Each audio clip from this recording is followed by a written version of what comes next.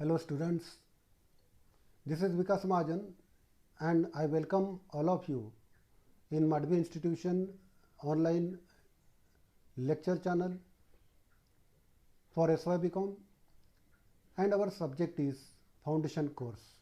So let's begin our first lecture.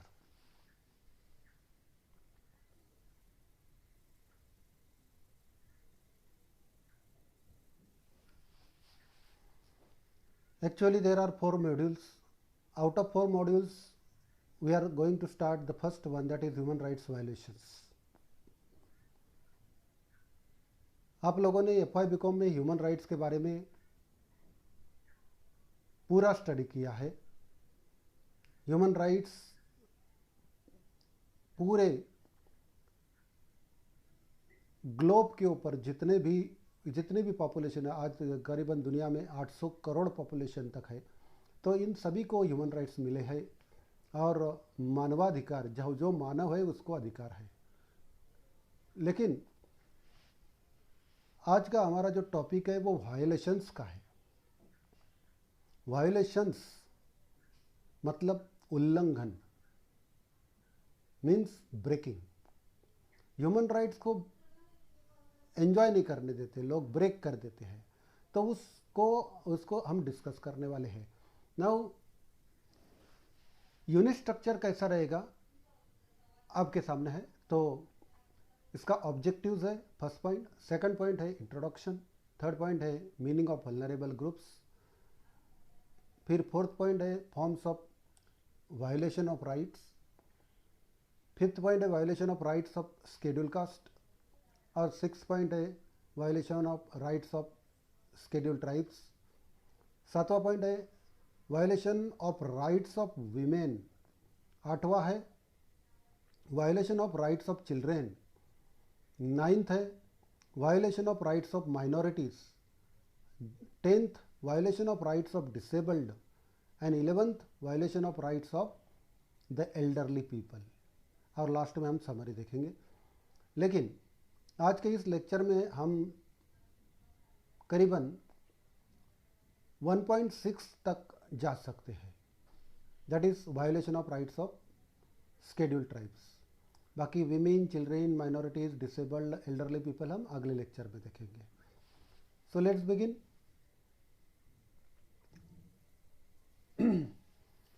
Eight first we will see the meaning of vulnerable groups. हमने ये तो पहले ही discuss कर लिया कि मानवाधिकार जो है वो सभी लोगों को है, लेकिन एक वल्नरेबल ग्रुप्स होते हैं कि जिनको ये अधिकार नहीं मिल पाते. तो क्यों नहीं मिल पाते, उसका कारण क्या है, वो सभी हम देखने वाले हैं. जैसे कि हम लोगों ने अभी इसके पहले भी वल्नरेबल ग्रुप्स जो भी है वो उस वल्नरेबल ग्रुप्स के बारे में सभी जितने भी हमने हमारे यूनिट स्ट्रक्चर में देखा, वो यूनिट स्ट्रक्चर में ये सारे के सारे वल्नरेबल ग्रुप्स हैं. ओके, तो हम अभी ये मीनिंग देखेंगे जरा.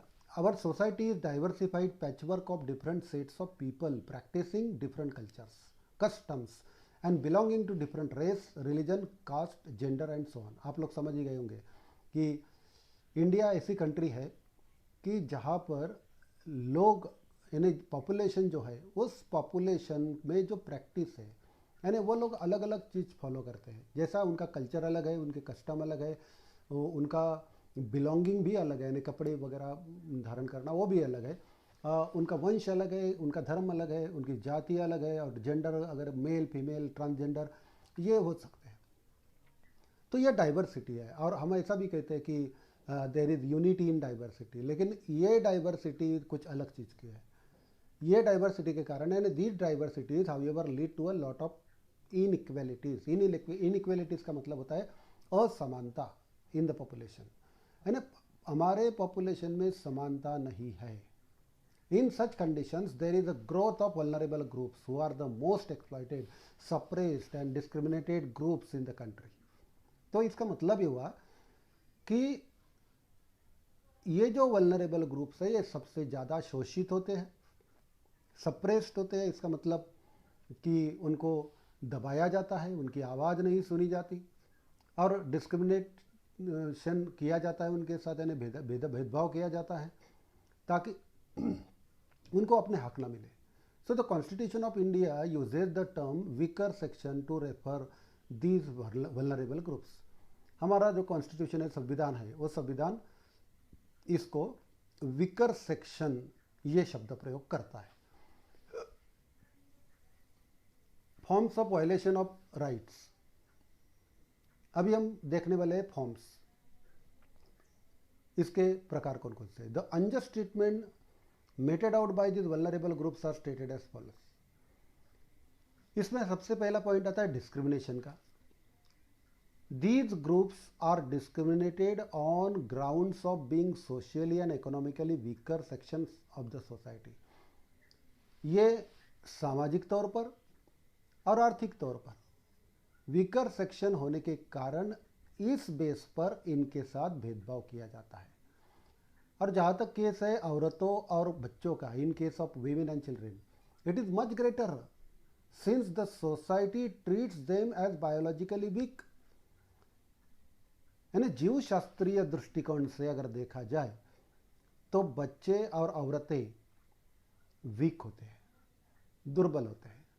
Post globalisation has witnessed the growth of several crimes as against the past due to the large scale migration and displacement.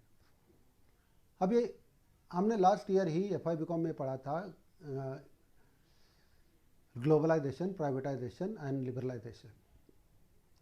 From 1991 हमारे इंडिया में ग्लोबलाइजेशन स्टार्ट हुआ,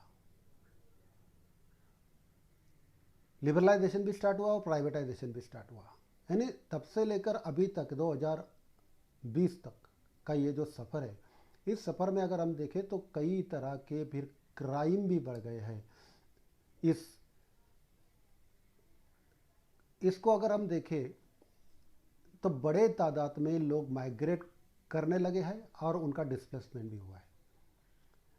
और दूसरी बात, while changes in technology have made lives easier, it has further entangled relationships and the human nature in general has undergone major alterations which in turn has created a furor in the sphere of the social discrimination। Technology की वजह से हम इतने advance हो गए कि हमारे जो रिलेशंस हैं वो भी ऐसे जटिल हो गए और हमारा जो नेचर है वो भी बदलते गया, और इसकी वजह से फिर हमारी पूरी फितरत यानी नेचर ही बदल गया। तो अगर इसका एग्जांपल हम देखते हैं तो prenatal diagnosis for sexual determination, यानी गर्भ में पलने वाला बच्चा लड़का है कि लड़की है, यानी इसे हम प्री नेटल डायग्नोसिस कहते हैं, जन्म पूर्व निदान। अगर लड़का रहेगा तो खुशी होती है सबको, और लड़की रहेगी तो दुख, और उसे मार भी दिया जाता है। तो ये एक प्रकार का डिस्क्रिमिनेशन है। ओके, फिर उसके बाद में दूसरा पॉइंट आता है एक्सप्लॉयटेशन। एक्सप्लॉयटेशन का मतलब शोषण। The attribute of taking undue advantage of the weaker sections of the society result in exploitation which in turn leads to antisocial behavior। अगर समझो मान लो आप किसी के साथ कुछ बुरा करते हो तो एक न एक दिन वो आपके खिलाफ खड़ा हो जाएगा, इसे हम एंटी सोशल बोलते हैं। एंटी सोशल का मतलब क्या है कि समाज की जो व्यवस्था है उसके विपरीत जाना और उसी समाज पर प्रहार करना और उसकी सारी व्यवस्था को तहस नहस कर देना। जैसा इसका फॉर एग्जांपल हमने देख रहे हैं कि insurgency such as the Naxalite movement, यानी कुछ लोग जो नक्सलवादी बन गए हैं और अपने ही लोग हैं लेकिन अपने ही सिस्टम के खिलाफ लड़ना शुरू हो गए, तो ये एक्सप्लॉयटेशन के शिकार है, इनका शोषण किया गया है। तीसरा पॉइंट है deprivation. Exploitation and deprivation are both connected to each other as one leads to other, क्योंकि ये दोनों ही एक ही सिक्के के पहलू है, क्योंकि ये दोनों एक दूसरे से बहुत कनेक्टेड है। जैसे for example the growing cases of malnutrition that is reported daily through the media is rampant in areas that are deprived and exploited. कुछ एरियाज हमारे इंडिया के ऐसे ही है आज कि जहाँ सरकार की कोई मदद नहीं पहुँचती, और वीकर सेक्शंस को जो खाना पहुंचना चाहिए या तो जो राशन पहुंचना चाहिए वो नहीं पहुंचता, और माल न्यूट्रिशन यानी कि कुपोषण के शिकार बच्चे होते हैं और लोग भी होते हैं। तो ये डेप्रीवेशन का मतलब है कि छीनना एक तरह से।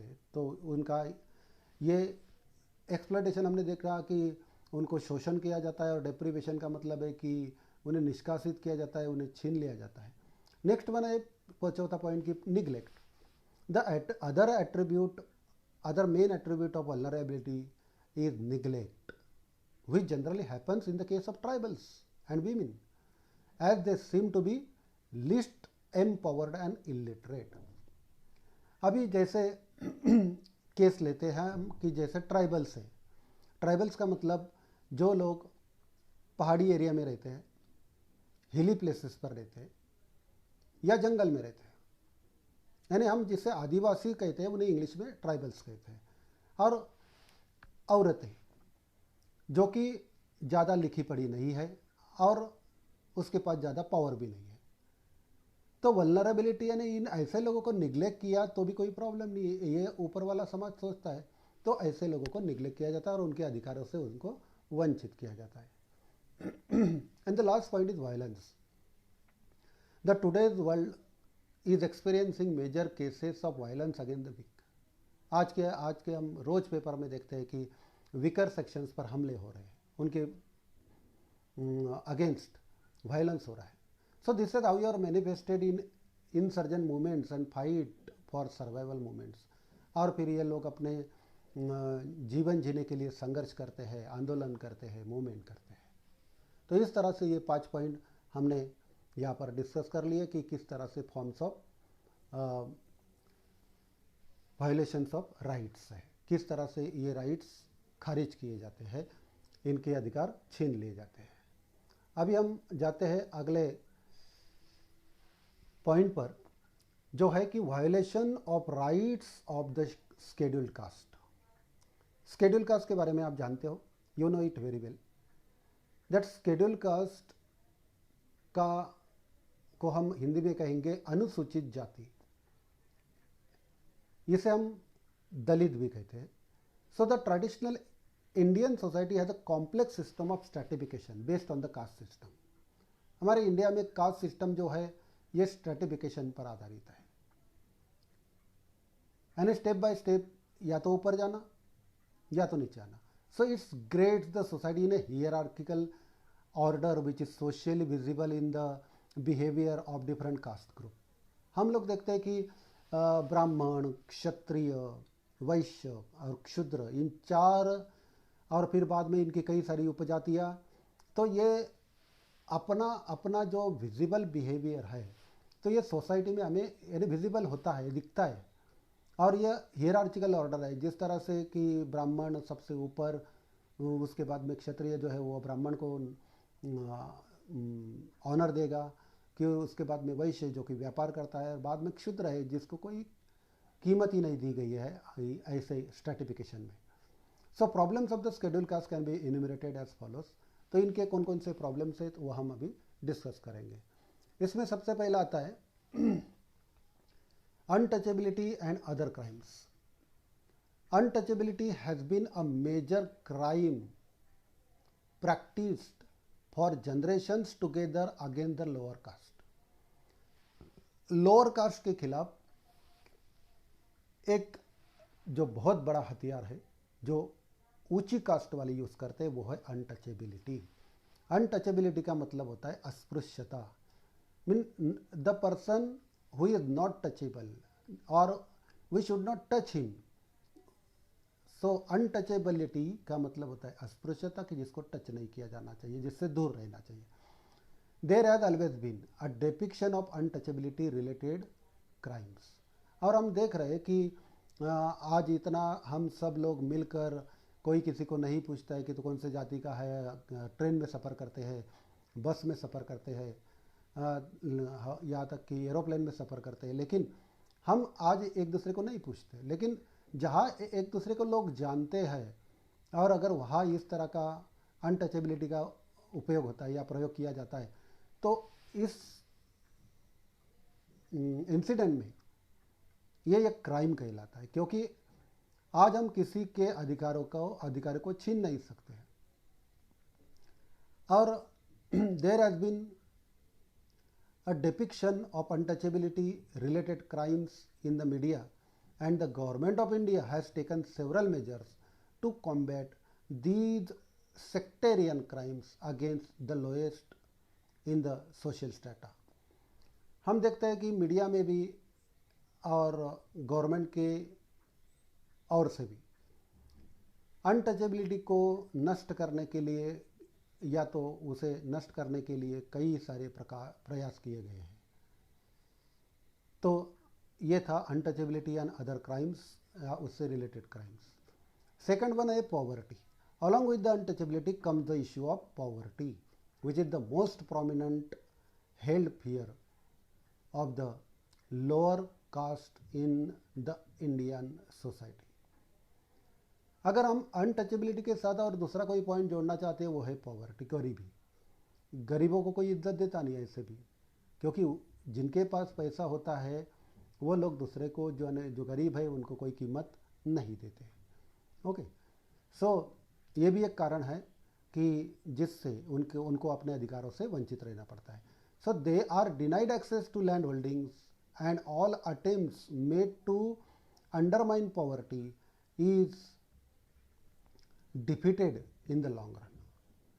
तो इन लोगों को ना तो लैंड होल्डिंग करने देते हैं, ना ही उनकी पॉवर्टी से बाहर आने की या कोशिश करने देते हैं। So there have been attempts to bring the schedule caste in the mainstream, और ये प्रयास भी हो रहे हैं कि भाई एससी लोग जो है एससी लोग जो है उनको अपने मेन स्ट्रीम में, मुख्य धारा में हम लेके आए। However the success has been limited. लेकिन फिर भी अगर देखा जाए तो इसमें जितना चाहिए उतना सक्सेस नहीं मिल पाया है। Now third one is economic exploitation. Further the main issue that the people in this group face economic exploitation on account of literacy. आगे अगर देखते हैं कि इकोनॉमिक एक्सप्लॉयटेशन होता है, यानी जिसको कहते हैं हम आर्थिक शोषण, क्योंकि हमने इसके पहले 2 पॉइंट तो डिस्कस कर लिया, untouchability and other crimes and poverty. तो उसके साथ ये भी है कि ये लोग लिखे पढ़े नहीं होते, इलिटरेसी होती है, लैंडलेसनेस होता है और पॉवर्टी होती है। तो इसकी वजह से ये मेन इशू बन जाता है कि ये इन लोगों को इकोनॉमिक एक्सप्लॉयटेशन को फेस करना पड़ता है। Attempts to alleviate the status were made by the social reformers in various parts of India. समाज सुधारक लोग, कुछ एनजीओज इस में जुटे हुए हैं जो कि इकोनॉमिक एक्सप्लॉयटेशन को कम करने के लिए अपना योगदान देते हैं। फिर 3 पॉइंट डिस्कस करने के बाद हम जाते हैं लास्ट पॉइंट पर, violation of the rights of the scheduled tribes. The scheduled tribes, जैसा कि मैंने आपको पहले बताया कि शेड्यूल्ड ट्राइब्स का मतलब है एसटी। एसटी का मतलब है कि आदिवासी, जो लोग जंगल में रहते, the people who live in jungle और the hilly places. The scheduled tribes, which are the original people, aborigines of the forest, are the most vulnerable group of people in India. ये लोग सबसे ज़्यादा शिकार है। They constitute 8.6% of the population living here, with a maximum concentration of population seen in the northeastern part of India. उत्तर भारत और पूर्व भारत, तो ये नॉर्थ ईस्टर्न जो भाग है हमारा, जो कि अरुणाचल प्रदेश, आसाम, मिजोरम, नागालैंड, ये नॉर्थ ईस्टर्न कहलाता है। तो इस भाग में हमें ज़्यादा से ज़्यादा पॉपुलेशन इनकी दिखाई देती है कि जो बहुत लोग हिली प्लेसेस में रहते हैं। करीबन इनका जो हिस्सा है हमारे पॉपुलेशन में 8.6% है। So this group is recognised as the weaker section by the constitution of India, और हमारे संविधान ने भी इनको वीकर सेक्शन या तो उस तौर पर पहचान लिया है। The violation of rights which began from the time of the British are still found। और इन अधिकारों का खारिज करना या ना मानना ये अंग्रेज़ों के ज़माने से चलते आ रहा है। The main problem of the tribals are as follows. अभी इनके जो प्रॉब्लम्स है वो डिस्कस करते हैं। इसमें पहला जो प्रॉब्लम है वो है land alienation. The tribals have been alienated from their native lands and native lands owned by their forefathers for generation together. अभी ये जो लोग हैं ये जहाँ पर रहते हैं, जंगल में रहते होंगे या कहीं हिली प्लेसेस में रहते होंगे, तो वहाँ से उनको हटाया जाता है या निकाला जाता है जहाँ कि वो अपने बाप दादा परदादा के ज़माने से रहते आ रहे थे. So this is not a post independence phenomena. ये कोई हमें आज़ादी मिलने के बाद का चमत्कार तो है नहीं, but it was common even during the colonial days. जब ब्रिटिश साम्राज्य था तो ब्रिटिश एम्पायर यानी the Britishers were ruling in India, so at that time also those days are called as colonial days. So this practice was common. The forest laws not only alienated the forest dwellers known today, but further pushed them to the brinks of poverty and vulnerability. जंगल कानून जो है, उन जंगल कानून ने इन लोगों को सिर्फ जंगल से ही नहीं निकाला, तो उन्हें गरीबी की कगार पर लाकर छोड़ा है और वीक बना दिया है. They know more live contented lives and their art and culture that was known to proliferate throughout the world does not exist any longer. इन लोगों की अपना एक कस्टम था, रूढ़ी थी, परंपरा थी, पहराव था, भाषा थी, उनका आर्ट्स था, जीवन जीने का एक जज्बा था, उनका एक कल्चर था. तो ये सब नष्ट हो गया, अभी वो नहीं है क्योंकि उनको अपनी जगह से हटा दिया. तो लैंड एलियनेशन में हमने इसके बारे में जानकारी ली. अभी सेकंड पॉइंट पर आती है कि forest land loss cause due to environmental degradation. The scheduled tribes are landless and usually face discrimination. इनके पास कोई ज़मीन नहीं होती है और ज़्यादा ये डिस्क्रिमिनेशन को फेस करते हैं, भेदभाव को फेस करते हैं. So they are further deprived of land which is today used for commercial purpose. और जो लैंड किसी के पास होगी भी और कई लोगों के पास थी भी, वो कमर्शियल पर्पज के लिए यूज होती है. Further the forest cover has been soon depleting in India that has caused severe damages to the environmental conditions in which the tribals lived. और हम देखते हैं कि हर साल हमारी जो एनवायरमेंटल कंडीशंस है वो भी बदलती है. तो ये भी फैक्टर है, एक एनवायरमेंटल फैक्टर भी है कि जिसकी वजह से भी डिप्लेशन आ रहा है और उसकी वजह से भी उनको वो जगह खाली करके दूसरी जगह जाना पड़ता है. ठीक है, तो ये पॉइंट यहाँ पर ख़त्म होता है. Forest land loss cause due to environmental degradation. फिर हम तीसरे पॉइंट पर आते हैं, डिस्प्लेसमेंट. डिस्प्लेसमेंट का मतलब होता है स्थानांतर या एक जगह से दूसरी जगह जाना. Development induce displacement has been a regular feature amongst tribals and there has been large scale migration to cities and townships on account of this. तो डिस्प्लेसमेंट का मतलब है कि ये जो ट्राइबल लोग हैं इनको हमेशा एक जगह, they migrate from one place to another. और ये छोटी तादाद में नहीं है, लार्ज स्केल माइग्रेशन होता है इनका. So where they go to cities, they go to towns because they have to leave their own main residence. So in this way displacement is also the factor which is for the discrimination and which do not give any type of right to the ST people. The fourth point is that economic exploitation and bonded labor. On account of being landless, there is a need to work as agricultural laborers in the farms to earn a living for themselves. अभी landless अगर कोई है, किसी के पास कोई land ही नहीं है, ज़मीन ही नहीं है, तो वो क्या करता है कि दूसरे जो लैंडलॉर्ड है, जिसके पास ज़मीन है या ज़मींदार लोग हैं, उनके यहाँ काम करते हैं क्योंकि जीवन तो जीना ही है. So this however takes a brutal turn and the indebted poor are made to work as bonded laborers, where they are expected to work for long hours without being paid, and it is the employee who decides the tenure and the nature of such work. तो अगर हम देखते हैं कि landless होने के कारण ये लोगों के जीवन में एक ब्रूटल टर्न आता है, एक घातक टर्न आता है कि एंड द इनडेप्टेड पुअर, और ये जो पहले ही अपने कंधे पर इकोनॉमिकली लोन या कर्जा लेके बैठे हैं, तो इन लोगों को अपना कर्जा चुकाने के लिए जहाँ पर काम करते वह बॉन्डेड लेबरर्स की तरह रहना पड़ता है, और उनके काम के आवर्स जो है वो भी लॉन्ग होते हैं विदाउट बीइंग पेड। जितना ज़्यादा भी काम करोगे तो ज़्यादा उसका पैसा नहीं मिलेगा।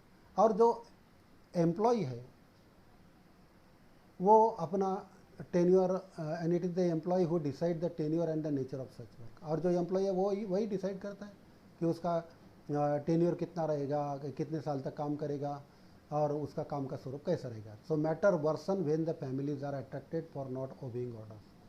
और मामला तब बिगड़ जाता है कि जब मालिक द्वारा दी गई कोई ऑर्डर फॉलो नहीं की जाती। सो इस तरह से ये चौथा पॉइंट हमारा यहाँ पर ख़त्म होता है। पांचवा पॉइंट पर आते हैं हम, lack of basic amenities.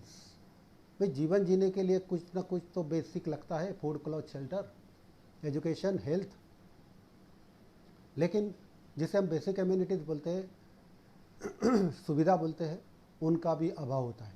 The tribals lack all basic necessities required to live a life in a sufficiently decent life, right from malnutrition, disease, lack of proper food, excess intake of liquor, lack of schooling. The tribals face a larger set of problems, and the government, which lacks in an adequate monitoring sector, find the entire exercise of spending on their amenities a very difficult exercise. तो ये सारे problem है कि माल nutrition है, कुपोषण है, बीमारियां है, प्रॉपर फूड नहीं है, फिर मद्यपान करना है, ये ज़्यादा से ज़्यादा मद्यपान कर लेते हैं, फिर स्कूलिंग तो बिल्कुल नहीं है, उसका अभाव है। तो ये सारे प्रॉब्लम्स इन लोगों को फेस करने पड़ते हैं, और इसको गवर्नमेंट भी मॉनिटर नहीं कर पाती, और उनको बेसिक जो अम्यूनिटी है वो भी पूरी नहीं की जाती, क्योंकि ये बहुत डिफिकल्ट एक्सरसाइज हो जाता है। Large scale corruption has not only led to deprivation, but today the tribals are more into insurgent movement and are ready to sacrifice their lives demanding for separate states. तो इसका नतीजा ये हुआ कि हमारा जो करप्ट सिस्टम है उनको अपने अधिकारों से वंचित रखता है, और इसका नतीजा ये होता है कि वो फिर इन लोगों के खिलाफ अपना ये लोग आवाज़ उठाते हैं, और कुछ लोग तो यहाँ तक आवाज़ उठाते हैं कि वो अपना सेपरेट स्टेट्स चाहते हैं। तो इस तरह से मैंने लैक ऑफ बेसिक अम्यूनिटीज़ क्या क्या कर सकती है ये हमने देखा। तो अगला जो पॉइंट है वो हम बाद में देखेंगे। अभी यहाँ तक के लिए हम यहाँ एंड करते हैं, ठीक है। उम्मीद करता हूँ कि आप लोगों को अच्छी तरह से समझ में आया होगा, और नहीं समझ में आया होगा तो बार बार देखो और समझ लो। पॉइंट अच्छे हैं, और समझने के लिए अच्छा समझाने का मैंने प्रयास किया है। Thank you.